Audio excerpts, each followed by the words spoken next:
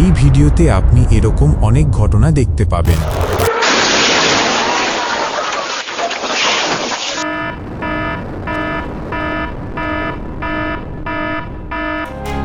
অবিশ্বাস্য ঘটনা যা স্টিপস্টন হারবারে ঘটে।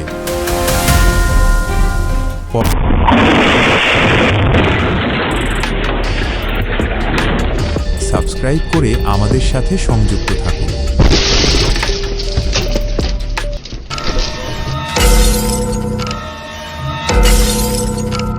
রেগে গেলেন তো হেরে গেলেন। ঘটনার সূত্রপাত চার্জিং স্টেশনে চার্জিং স্পটগুলো কিছু জ্বালানি চালিত ঐতিহ্যবাহী গাড়ি দখল করে রেখেছিল। এটি দেখে এক ইলেকট্রিক গাড়ির মালিক চরম ক্ষুব্ধ হন। রাগের মাথায় তিনি অগ্নি নির্বাপক যন্ত্র দিয়ে পার্ক করে রাখা দুটি গাড়ির উইন্ডশিল্ড ভেঙে ফেলেন।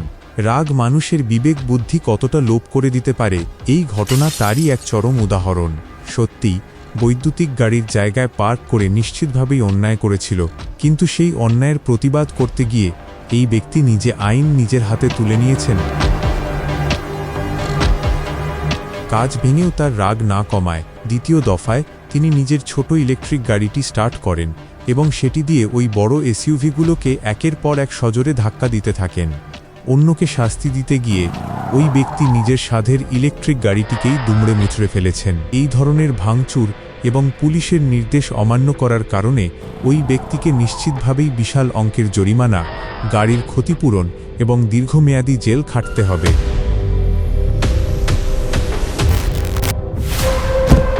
হাজতখানার ভেতরে ঠিক কী ঘটেছিল যা শেষ পর্যন্ত লাখ লাখ ডলারের ক্ষতিপূরণে গিয়ে শেষ হয়?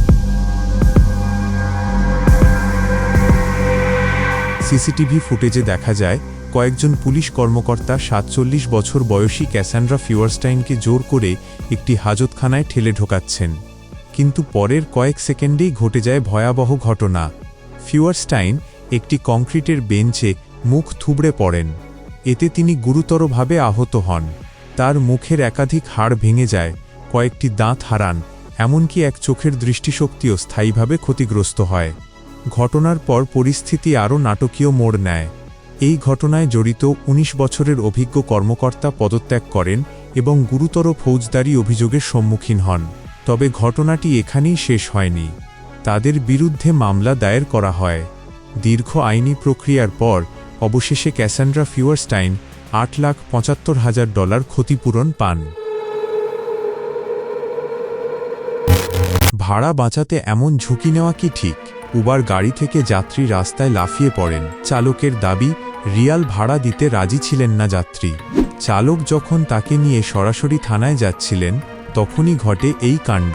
পরে যাত্রীকে ঘটনাস্থল থেকে হেঁটে চলে যেতে দেখা যায়।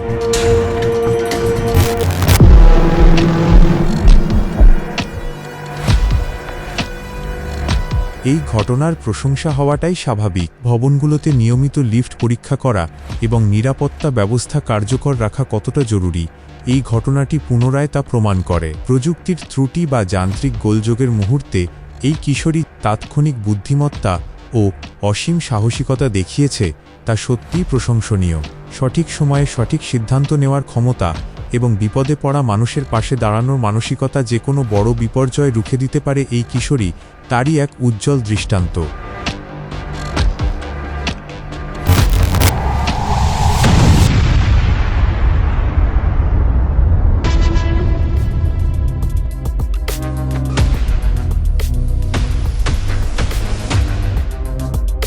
ভিডিওটি শিউরে ওঠার মতো। এই ঘটনাটি আমাদের দৈনন্দিন জীবনের অত্যন্ত গুরুত্বপূর্ণ ঝুঁকিকে সামনে এনেছে।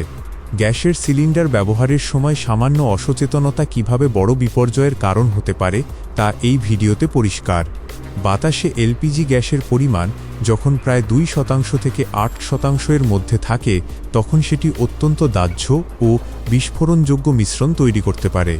এই সীমার মধ্যে থাকা অবস্থায় সামান্য একটি বৈদ্যুতিক স্পার্ক, যেমন লাইটের সুইচ অন বা অফ করা, দেশলাইয়ের কাঠি, এমনকি ঘর্ষণের ফলে তৈরি হওয়া ছোট স্ফুলিঙ্গ, যা একটি তীব্র বা বিস্ফোরণ ঘটাতে পারে।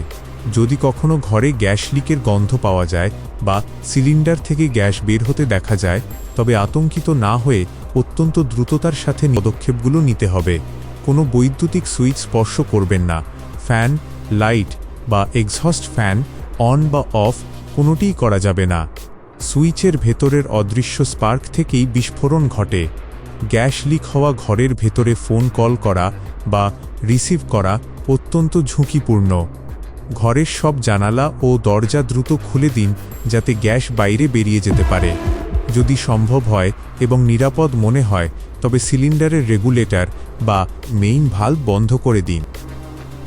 সিলিন্ডার কখনোই কাত বা উপর করা যাবে না, তবে গ্যাস বেশি ছড়িয়ে পড়লে ঘর ছেড়ে দ্রুত বাইরে খোলা জায়গায় চলে আসাই সবচেয়ে বুদ্ধিমানের কাজ। সিলিন্ডার লিক হয়ে ঘরের ভেতর গ্যাসের দৃশ্যমান কুণ্ডলী তৈরি হওয়া এবং পরবর্তীতে বিস্ফোরণ ঘটার পরও ওই দুই ব্যক্তি গুরুতর আঘাত ছাড়া বেরিয়ে যেতে পেরেছেন, সেটাই অলৌকিক। সিলিন্ডার লিক হলে মেঝেতে তরল বা ঘন কুণ্ডলী জমার কারণ হল এলপিজি গ্যাস বাতাস চেয়ে ভারী, তাই এটি ঘরের ওপরের দিকে না গিয়ে মেঝের কাছাকাছি জমা হয়। এই ধরনের দুর্ঘটনা থেকে বাঁচতে সচেতনতাই আমাদের সবচেয়ে বড় ঢাল। বহুতল ভবনেই ঘটনাটি ঘটে। মা লিফটের বাইরে বের হবার মুহূর্তে কৌতূহলবশত সে লিফটের দরজা বন্ধের বাটনে চাপ দেয়। মায়ের কিছু বুঝে ওঠার আগেই লিফটের দরজা বন্ধ হয়ে যায়। মা বাইরেই থেকে যান। দরজা বন্ধ হলে তার প্রতিক্রিয়া ঠিক এরকমই হয়। লিফট চলতে শুরু করলে সে পুরোপুরি একা হয়ে পড়ে। সে দরজায় ধাক্কা দিয়ে সাহায্য চাওয়ার চেষ্টা করতে থাকে। প্রথমবার দরজা খুললেও মা সেখানে ছিলেন না। তবে সৌভাগ্যবশত পরের বার দরজা খুলতেই সে তার মায়ের দেখা পায়। লিফট ব্যবহারের সময় বাবা মায়েদের সর্বোপরি বড়দের আরও বেশি সতর্ক এবং সচেতন হতে হবে। মাঝ আকাশে অত্যাধুনিক যুদ্ধবিমানের এয়ার শো চলাকালীন ঘটে গেল এই ঘটনা। কেন ঘটল এই মুহূর্ত? শেষ পর্যন্ত পাইলটদের কি হয়েছিল? আমেরিকার আইডাহোর মাউন্টেন হোম এয়ার ফোর্সের জনপ্রিয় গান ফাইটার স্কাইস এয়ার শো। দর্শক আকাশে বিমানের কায়দা কৌশল দেখছিলেন। তখনই মার্কিন নৌবাহিনীর EA-18G গ্রাউলার যুদ্ধবিমান দুটি মাঝ আকাশে একে অপরের সাথে ধাক্কা খায়, আর এরকম পরিস্থিতির সৃষ্টি হয়। সৌভাগ্যবশত উভয় বিমানের পাইলটই সময়মতো ইজেক্ট করতে সক্ষম হয়েছিলেন। প্যারাশুটের মাধ্যমে লাফিয়ে পড়তে সক্ষম হন। তারা সবাই প্রাণে বেঁচে গেছেন। কর্তৃপক্ষ দুর্ঘটনার কারণ অনুসন্ধানে তদন্ত শুরু করে, যা এখনও চলমান। সবার আগে এই ধরনের রোমাঞ্চকর ভিডিও পেতে চ্যানেলটি সাবস্ক্রাইব করে রাখুন।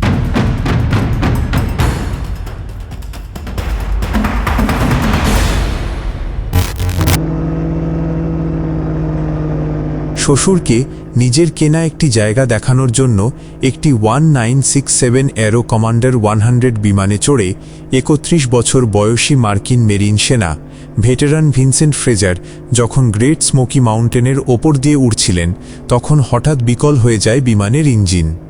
বিমানটি দ্রুত উচ্চতা হারাচ্ছিল, আর নিচে ছিল শুধু ঘন জঙ্গল ও পাহাড়।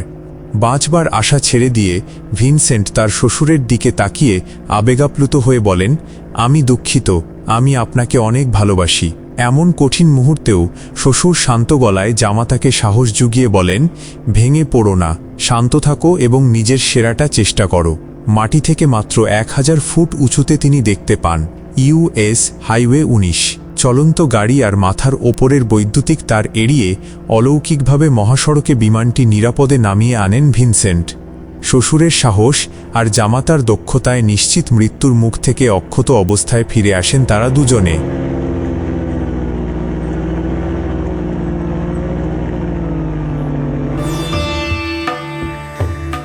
পরবর্তী ভিডিও দেখার জন্য আমন্ত্রণ রইল। চ্যানেলটি সাবস্ক্রাইব করে আমাদের সাথে সংযুক্ত থাকুন। ধন্যবাদ।